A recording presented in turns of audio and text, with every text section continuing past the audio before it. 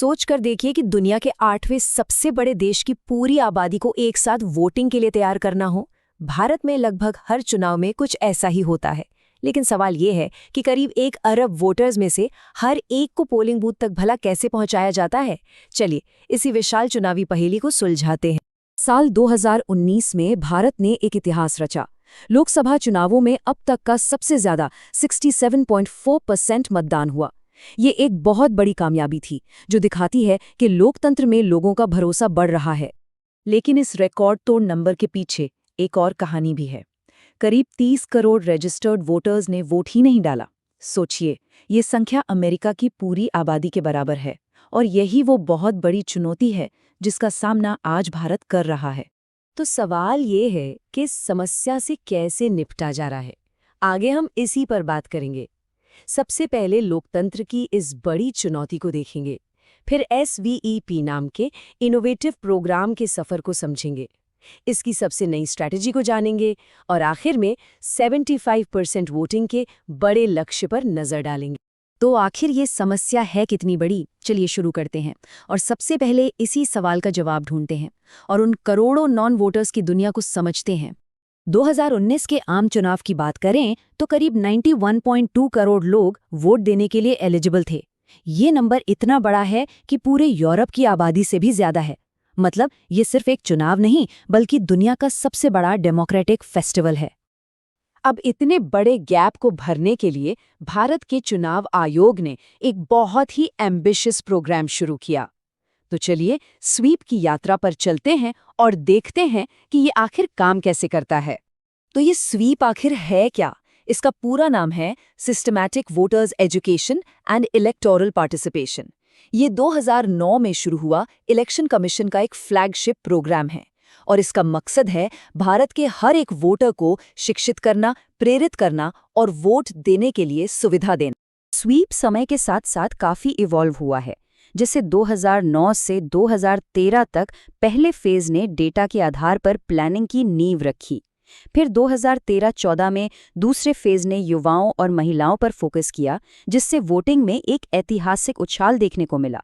और 2015 के बाद तीसरे फेज ने टेक्नोलॉजी जैसे ऐप्स और सोशल मीडिया को अपनाया, जिससे लाखों लोगों तक डिजिटल तरीके से पहुंचना मुमकिन हुआ। और इसके नतीजे वो खुद बोलते हैं। स्वीप की कोशिशों का ही नतीजा है कि पिछले 3 लोकसभा चुनावों में वोटर टर्नआउट लगातार बढ़ा है। 2009 में जो 58.2% था, वो 2019 तक बढ़कर 67.4% हो गया। लेकिन ये कहानी सिर्फ बढ़ते नंबरों की नहीं है। 2019 में भारत ने जेंडर इक्वालिटी के मामले में एक ऐसा ऐतिहासिक मील का पत्थर हासिल किया जिसने पूरी दुनिया का ध्यान खींचा। भारत की चुनावी तारीख में ये पहली बार हुआ था कि महिलाओं का वोटर टर्नआउट परसेंटेज पुरुषों से ज्यादा था। ये SVV स्वीप के उन टारगेटेड कैंपेन्स की एक शानदार जीत थी, जिन्होंने उन सामाजिक और लॉजिस्टिकल रुकावटों को तोड़ा जो महिलाओं को वोट देने से रोकती थीं। इन प्रभावशाली सफलताओं के बावजूद काम अभी पूरा नहीं हुआ है।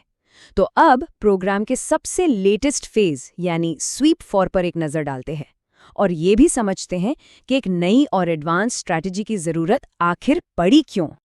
देखिए, दुनिया तेजी से बदल रही है। वोटर्स का नंबर अब 1 अरब के पास पहुंच रहा है। सोशल मीडिया और फेक न्यूज़ का असर बढ़ रहा है, और ख़ास तौर पर शहरी और युवा वोटर्स में अभी भी एक तरह की उदासीनता है।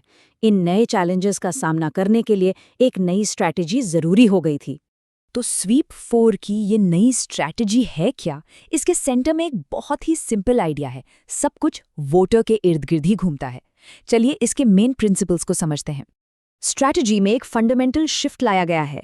जो पुराना IMF मॉडल था, यानी इन्फॉर्मेशन, मोटिवेशन और फैसिलिटेशन, उसे अब IMF EEE में बदल दिया गया है। इसमें 3 नए और बहुत पावरफुल एलिमेंट्स जोड़े गए हैं: एजुकेशन, एंगेजमेंट और एम्पावरमेंट। इसका मतलब ये हुआ कि अब फोकस सिर्फ ये बताने पर नहीं है कि वोट कैसे देना है, बल्कि अब फोकस इस पर है कि नागरिकों को लोकतंत्र के बारे में एजुकेट किया जाए, उन्हें चुनावी प्रक्रिया में एंगेज किया जाए और उन्हें सोच समझकर फैसला लेने के लिए एम्पावर किया जाए। स्वीप 4 3 मेन प्रिंसिपल्स पर आधारित हैं। पहला, वोटर फोकस, ताकि वोटिंग का पूरा अनुभव आसान और आरामदायक हो। दूसरा, बूथ फोकस, मतलब पोलिंग स्टेशन को ही सारी प्लानिंग और एक्शन का सेंटर बनाना। और तीसरा, एविडेंस फोकस, यानी हर कदम के लिए डेटा और रिसर्च का इस्तेमाल करना ताकि वो असरदार हो। तो इन सभी स्ट्रैटेजीज का आखिरी लक्ष्य क्या है? इसका जवाब अगले लोकसभा चुनावों के लिए सेट किए गए एक बहुत ही एम्बिशियस टारगेट में है। टारगेट बिल्कुल बड़ा और क्लियर है। 2024 के लोकसभा चुनावों में 75% का ऐतिहासिक वोटर टर्नआउट हासिल करना। ये एक बहुत बड़ी छलांग है और इसे पूरा करने की जिम्मेदारी स्वीप 4 की इसी नई स्ट्रैटेजी पर है। लेकिन ये प्रोग्राम सिर्फ वोटिंग परसेंटेज बढ़ाने के बारे में नहीं है। इसका असली मकसद तो हर भारतीय नागरिक को एक जागरूक और एम्पावर्ड वोटर बनाना है। एक ऐसा वोटर जो लोकतंत्र में एक्टिवली हिस्सा ले। और ये हमें इस आखिरी सवाल पर लाकर छोड़ देता है, क्या एम्पावरमेंट पर आधारित ये नई स्ट्रैटेजी शहरी और युवा उदासीनता जैसी गहरी चुनौतियों पर सच में काबू पा सकती है?